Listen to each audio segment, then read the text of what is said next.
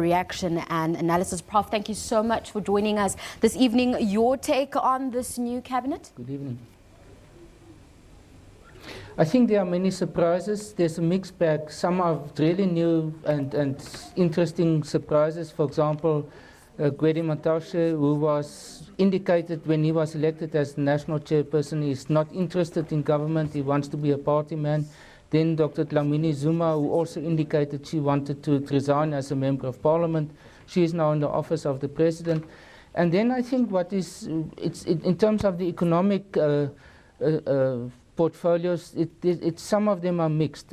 Finance is obviously the bigger point announcement, that over time we will see a new Minister of Finance, most likely, Minister Nene, as well as in the public enterprises with Pravin Gordhan, as well as mineral resources, Gwede Mantashe. But then on the other hand, for example, DTI, trade and industry, it remains the same, economic development remains the same, small business development remains also the same. So in that sense, it is mixed.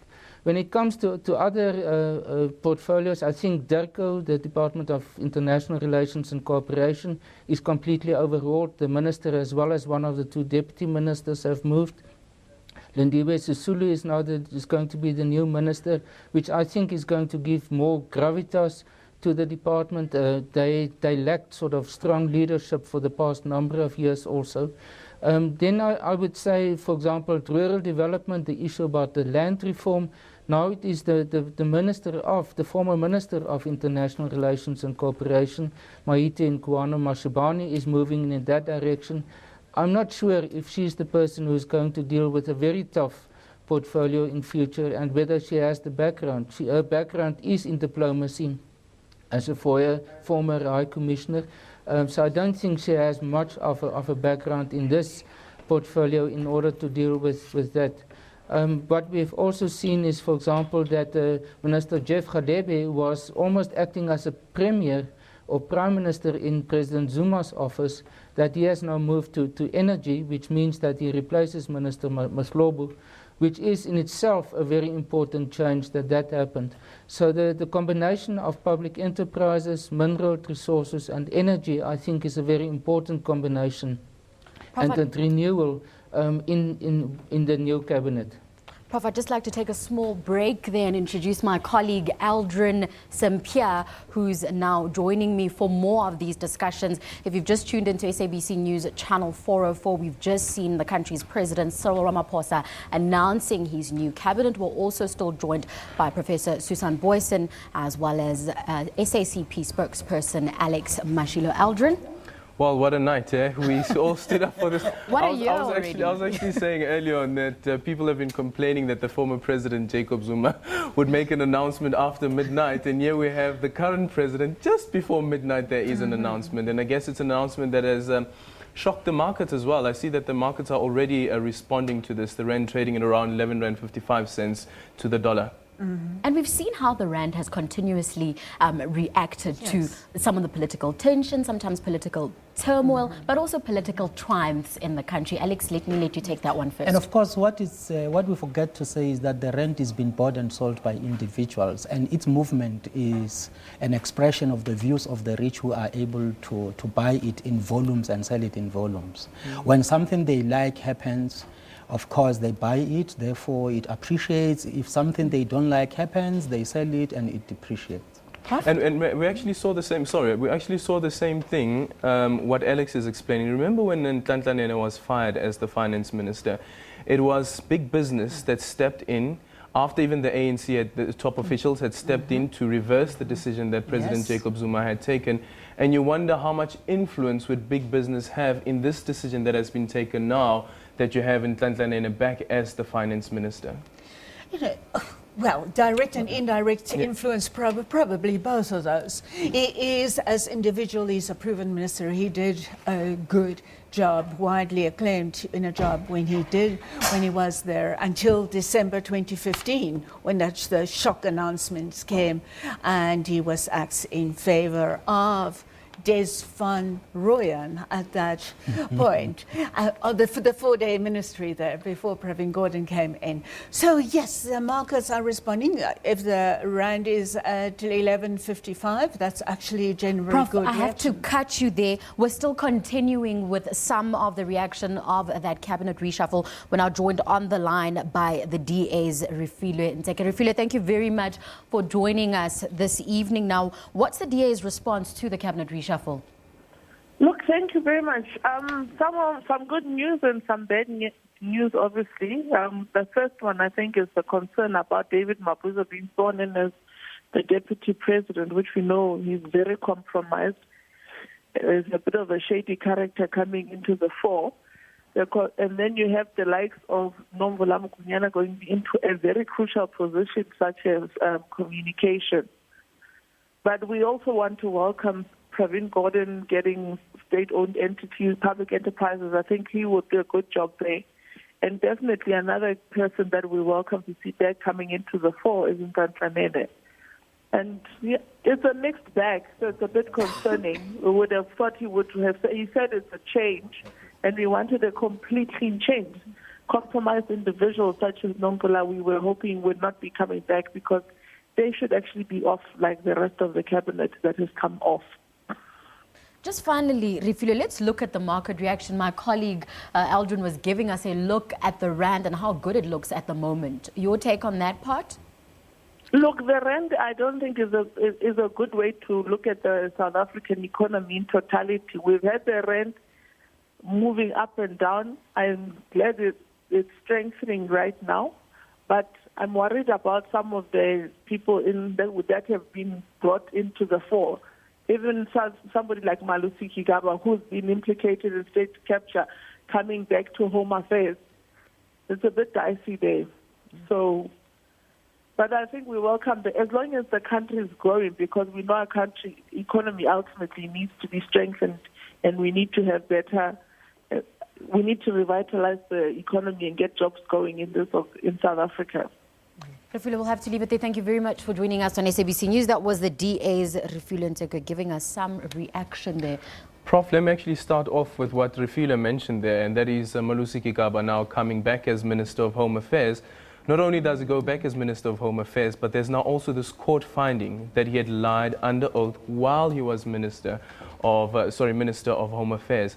How does he deal with this issue? What could have been the thinking of the president in deciding that let's reappoint this person to this position? I'm very, very interested to know that as well. You know, it is a minister who's been performing reasonably in his previous portfolio without axing me entirely. Perhaps moving into a place where he's got some experience of in portfolio that needs serious improvement as well, continuous improvement. But yes, I almost think they were looking at, well, where is some opening, and let's put him there. Because yes, it just does not make sense. Yeah, because the other thing is that what you're trying to think of is that when you listen to the president's Sona speech, and there's this issue around a new dawn and the integrity of the country, and it's always about South Africa comes first. And you look at the appointment of someone like Begicele, whom the public protector has found guilty of maladministration and misconduct while he was the police commissioner. And I need to come in there. We have General Bantu Olumisa, UDM leader, on the line now, joining us for some reaction. General, thank you very much for joining us on SABC News. What's the UDM's reaction of this new cabinet?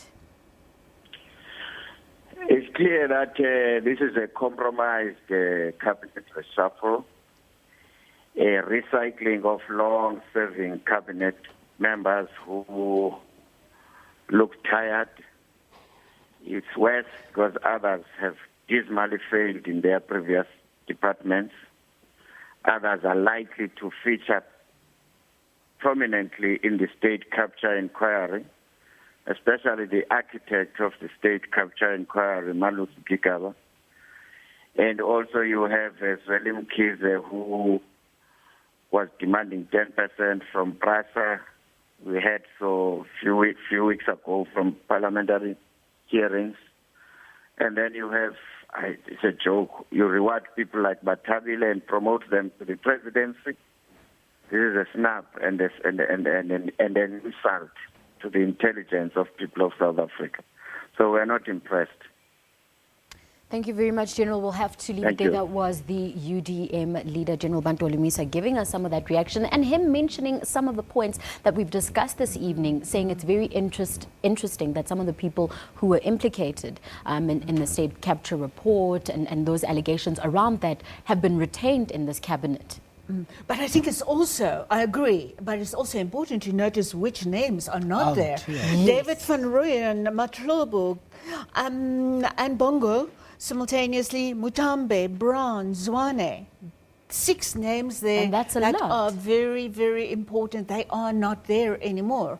And that is why also, I think, one of the big reasons why they can be, even if it is a bit provisional in some respects, but a good step and welcoming others, because the worst names in mismanagement, corruption and capture, the most blatant ones, are out. And Alex, remember, we had this discussion offline where I was saying on social media, the assumption was that Fikile Mbalula had been fired because he's now out of cabinet, but he's going to be full-time at Luthuli House. So he hasn't been fired? No, he has not been fired, because the ANC yesterday announced leaders of its subcommittees. Some of those positions required them to be full-time at Luthuli House.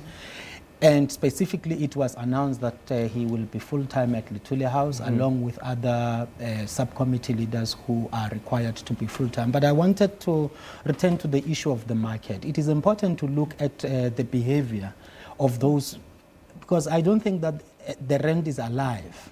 It is fueled by human conduct. It is driven by human action. It is important to look at the behavior of those who are driving the appreciation or depreciation of the rand when Nhlanhla Nene was removed and now when he was appointed.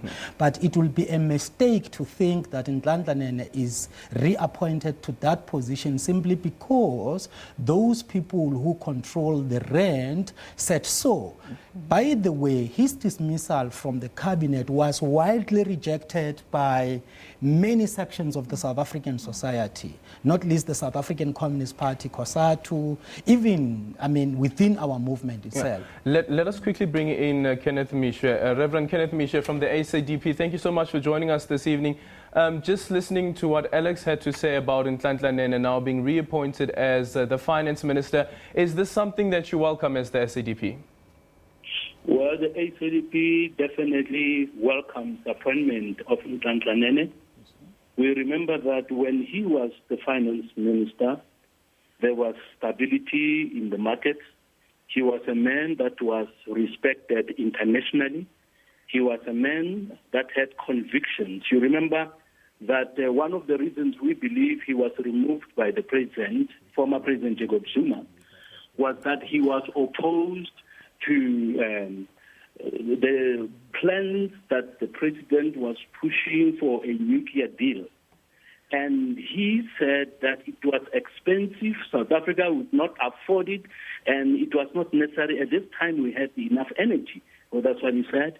And because the president had determined that he wanted that nuclear deal signed with Russia, he pushed him out. So the fact that the man was a person of conviction who could stand and face reality and said that would not be in the best interest of South Africa, he was kicked out. So the fact that he's coming back, we believe that it is one of the best decisions that President Ramaphosa has made. The markets are going to improve. The rand is going to strengthen and improve. I believe, I haven't seen what the latest rating is, but I think it's going to improve because that is a man who was respected by the markets and by the international community. And just speaking about energy and speaking about the issue around nuclear, we have Jeff Radebe, the former minister in the presidency, now coming on as the Minister of Energy. Do you think that Jeff Radebe has what it takes to convince those within the ANC and as well as the ANC's parliamentary caucus that as it stands at the moment, let's not go for nuclear yet? Although you've of course mentioned that Nhlanhla Nene had said before that we don't have the money. Jeff Radebe is one of the level-headed, cool-headed ministers who command respect. And he will look at reality. He will look at what South Africa can afford and what South Africa cannot afford. He will look at the reasons that were put forward by Nhlanhla Nene and the others. And I believe that he will definitely still confirm the fact that we cannot, as a nation, afford nuclear deal at this stage. And I don't think he will support it. He will be able to convince his colleagues that we should not take that route at this stage. Reverend Kenneth Mishe joining us there all the way from Johannesburg. Thank you so much for joining us this evening. Tomorrow, some people will be waking up to a new cabinet. That is probably, yes. I wonder, tongue in cheek here, whether that is really part of the new dawn. I hope I think they try to see it as the new dawn. Yes, and there are those names that Professor Susan mentioned here. I hope, in fact, that's likely to happen, that when those names that are absent are not mentioned, some of those names that were very, very, very controversial and affected by these allegations of widespread corporate capture, people might jump in their taxis. I think they might just. Can we just quickly revisit this issue? I understand that you need to go to Pretoria. Are we going to Pretoria now? Yes, we're going to Pretoria, Okay. Pretoria now. We're still joined by Professor Dirk Kotze in our Pretoria studios. Prof, just back to you again, and thanks for joining us. Let's look at what the opposition parties have been saying. We spoke to the UDM, the ACDP, as well as the DA a short while ago, saying they welcome the new cabinet. Your take on the political reaction to this? Well, I think on the one hand, the DA is relatively optimistic about this new cabinet. General Olomisa is more critical. For him, it is about reshuffling, in a sense, the old members of the cabinet. He does not give credit to the fact that those who were directly implicated in the state capture and corruption in general, that they have been removed. I think the dilemma for the opposition party is, or all the opposition parties, is how to respond to this. Not to give too much credit to the new Ramaphosa dawn, if we can say that, because at the same time they are very close to next year's election. And they have to keep and define themselves in new terms in order to be able to be sort of contestants in next year's election. So on the one hand, they have to give credit to the new decisions and the new moves by President Ramaphosa, but at the same time, they must still maintain their status or their identity as opposition parties. And therefore, they must be able to have some form of criticism for what has happened also tonight. I think what some of the aspects which to a large extent they don't have to take into account is the internal dynamics of the ANC. They rather look at ministers who are still left behind, like the new Minister of Communications, Minister Mokonyane, or some of the others also, or the new Deputy President, and the complications that they can then cause for the ANC in future. So one cannot expect for the opposition parties simply to endorse everything and be excited about it. That's the very nature of opposition parties, is to highlight what are the problems from their point of view, and also where are the gaps. And certainly this is not supposed to be, I think, the cabinet. President Ramaphosa has indicated that he wants to do a review of the different state departments or government departments.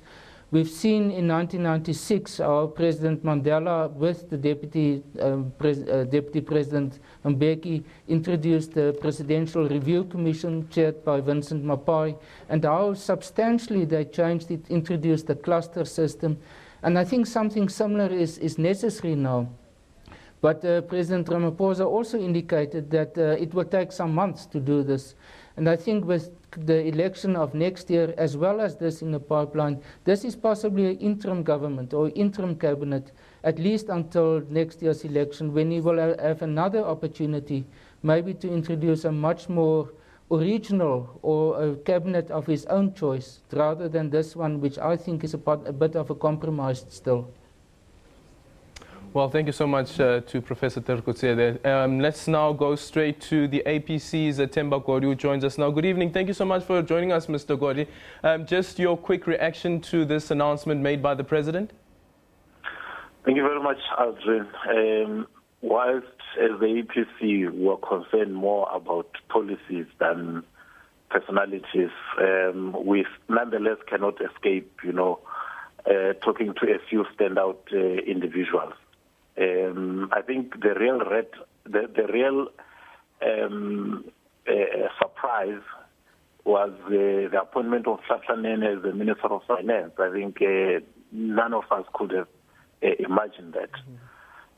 Social development, this has been one of my headaches for the whole of last year. Even today, we're still, banging our heads around social development because of the challenges that are there.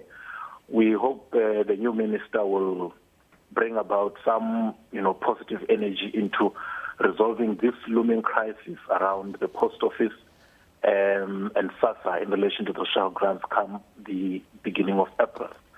Let's quickly speak about Bheki Cele, because for me this has been the strangest thing, though, because you being the chair of SCOPA, you have Bheki Cele, who is the former police commissioner. The public protector found him guilty of misconduct, and he was subsequently released by the former president Jacob Zuma after that board of inquiry. Yet now he comes back as a minister, not only any type of minister, but the minister of police. What's your reaction to this? No, that's true. I think if you look at Bheki Cele and you also look at Malusi Gigaba at Home Affairs and the problems that surround them, I would imagine that this is the logic, of political horse trading. But in relation to the police, I think it does not send a very good message. Yes, the newly appointed minister might be gung-ho, but you need much, much more than that. I'm sure you're aware that on Wednesday, we actually have called the police and SITA because of the massive corruption that is going on within the police service. So you do need a minister who will be like, I'm a new broom, I'm a breath of fresh air, I cannot be tainted or be linked to anything that might have gone wrong within that very same department at the same time. So I think you're going to have very serious credibility issues insofar as the minister is concerned. Well, Themba Kori, thank you so much for your time from the APC. I wonder, do you think that any opposition party, for that matter, or any organization could use the Public Protector's report and the Board of Inquiry's report and then try to challenge Bheki Cele's appointment as a Minister of Police? Professor? I certainly think that is possible. Like in accountability, it is a public report there, just like Jacob Zuma is being held to account in terms of public protector reports, and other politicians have been. I certainly think that is a possibility. Yeah?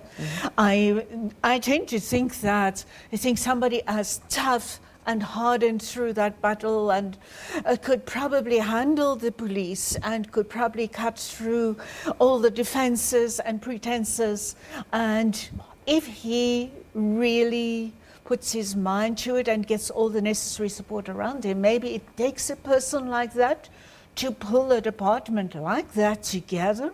That might be contentious, but I think it will be a hard-cutting sword that is needed to pull the police around. And just interesting, I also think one we have not referred to here is Naledi Pandor as the new Minister of Higher Education. She's certainly getting a hot seat there. It will take all her energies to pull that one together, but I think a person like that, she has the insight, she has the experience of that world. And she will probably have a soft touch and sympathetic touch there. So perhaps she's also the appropriate kind of selection for that very important portfolio. Alex, we've had the pleasure of having you throughout this marathon coverage of the cabinet reshuffle. Your final words just going forward into this new dawn that the president speaks of. Revolutions are not events. They are processes. They have got to be long-term and deep-going. The intervention today must be seen as marking the introduction of a new process of change. We welcome that. And of course, as President Cyril Ramaphosa has said, further evaluations will be conducted, and at an appropriate time, there will be announcement. Alex Mashila, thank you very much for joining us. It's been a pleasure having you. all the information that you gave us was actually accurate. So we thank you for that. Thank you very much for that. Now we go back to our Pretoria studios where Professor Dirk Kotza is still joining us. Prof, let's stay on this point of an introduction of new processes that we're going to see in government. Are we going to start seeing those new processes? Well, we don't know exactly, but I hope that is the case. But we have seen the announcements with the SONA speech, first of all, the response by President Ramaphosa on last Tuesday. That certainly introduces new ideas, new processes. For example, the idea of a job summit that must be organized. The investment conference, the Presidential Economic Advisory Council, I think is going to play a very important role, possibly take over from where the National Planning Commission came to an end. There's a lot of policy development that's necessary in all respects. I think we have reached a stage of almost a policy stagnation the last 5 years, so there's a lot of challenges in the policy sphere for the new government. And I think these ministers will have to contribute to that. And especially in the economic field, I think there's a lot that a new team that has been established by President Ramaphosa. The one area which I feel is not receiving sufficient attention is service delivery. And even now, again, it is not one of the prominent spheres of focus areas in this announcement also. Although there's new ministers and Zweli Mkhize will possibly become the new Minister of Kokta. That is one area where the ANC will, as government as well as organization, will still be tested, especially before next year's national and provincial elections also. But I think that the important point is that the expectation that the South African public had and the demand actually for President Ramaphosa was to remove those persons directly implicated in state capture or corruption in general. And to a large extent he did that. He did not introduce really a new team in the cabinet. It reshuffled them in the real sense of the word.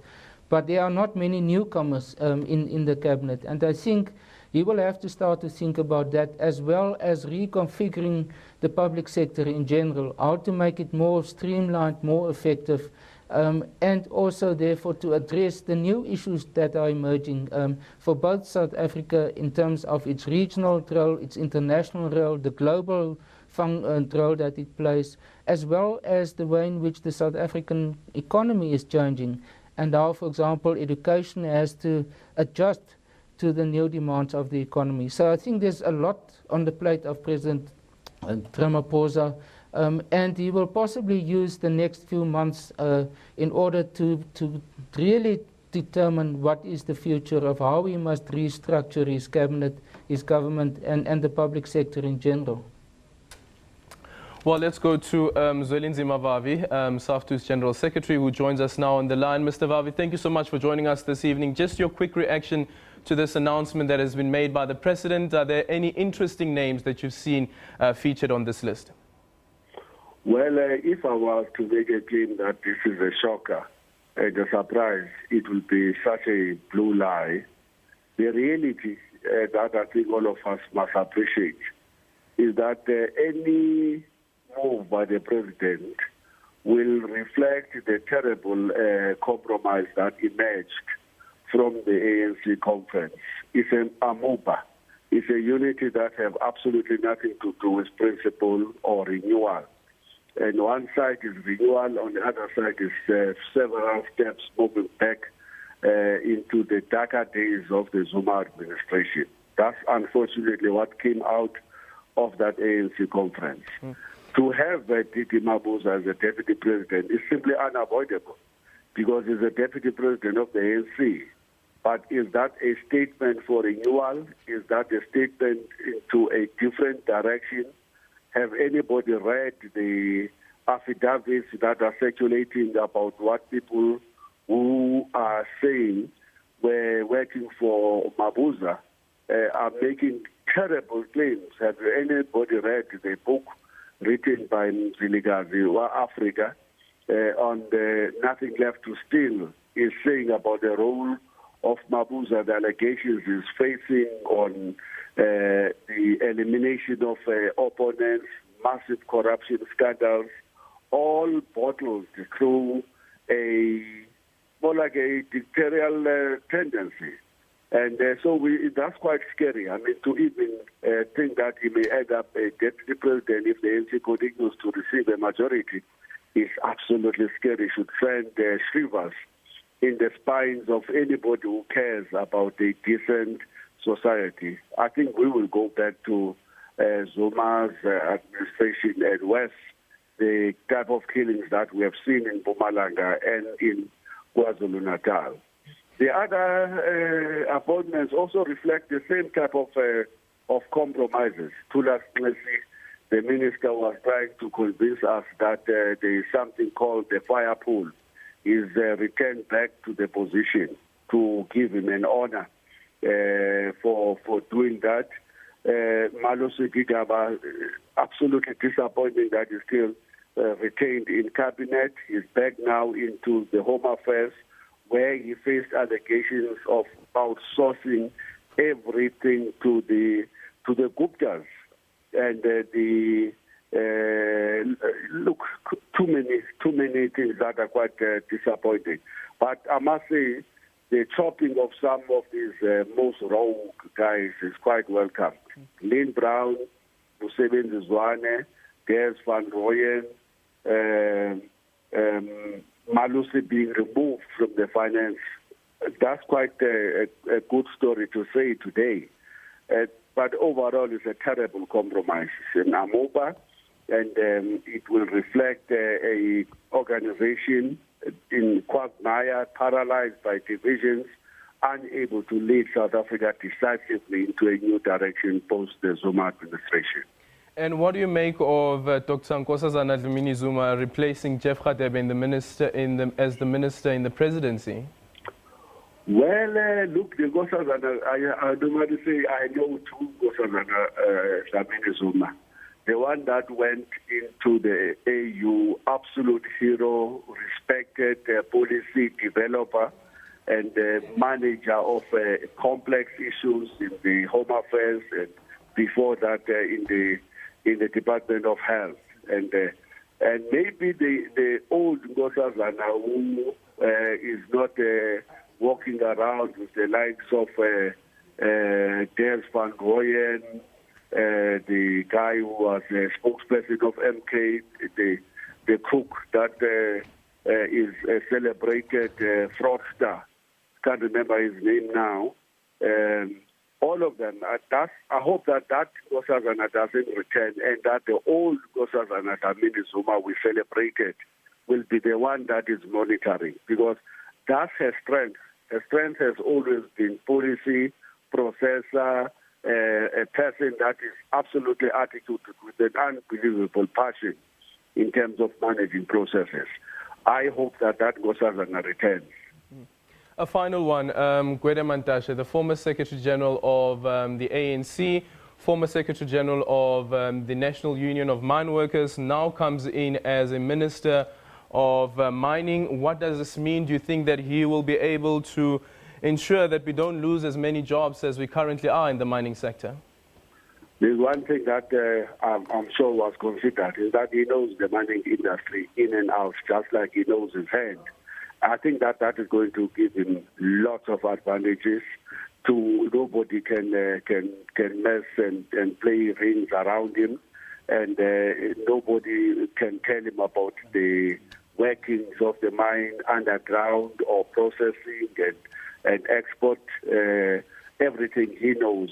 He was a well-trained General Secretary of the NUM. I think he will do well, honestly. Well, thank you so much, Zwelinzima Mavavi, the Secretary General of SAFTU, joining us from Johannesburg. So, reactions still coming in thick and fast. Yes, major reaction. We've spoken to a lot of the political parties, but joining us now in the studio is the EFF's MP and national spokesperson, Mbuyiseni Ndlozi. Dr. Mbuyiseni Ndlozi. Doctor, thank you very much for joining us. Now, just before we look into all the different names, the EFF's reaction to this cabinet reshuffle, was this what you expected?